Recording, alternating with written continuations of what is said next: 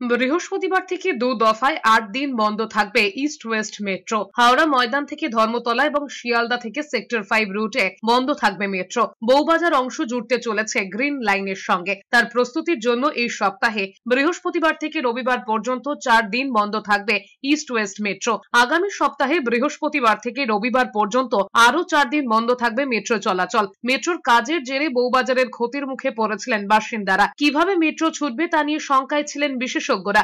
অবশেষে কাটতে চলেছে সেই জট। এখন হাওড়া ময়দান থেকে ধর্মতলা পর্যন্ত ইস্ট ওয়েস্ট মেট্রো চলাচল করে। অন্যদিকে শিয়ালদা থেকে সেক্টর 5 রুটে মেট্রো চলাচল করে। কিন্তু সেক্টর 5 এবং ধর্মতলার মতো অফিস পাড়ায় মেট্রো বন্ধ থাকায় ভোগান্তি পোহাতে হচ্ছে যাত্রীদের। এদিকে মেট্রো রেল সূত্রে খবর, ইতিমধ্যেই টানেলের মূল নির্মাণ কাজ শেষ হয়েছে, তবে সিগন্যালিং সহ একাধিক কাজ এখনো বাকি রয়েছে। সব ঠিক থাকলে এই বছরের মাঝামাঝি হাওড়া ময়দান থেকে সেক্টর 5 পর্যন্ত মেট্রো পরিষেবা পাবে শহরবাসী।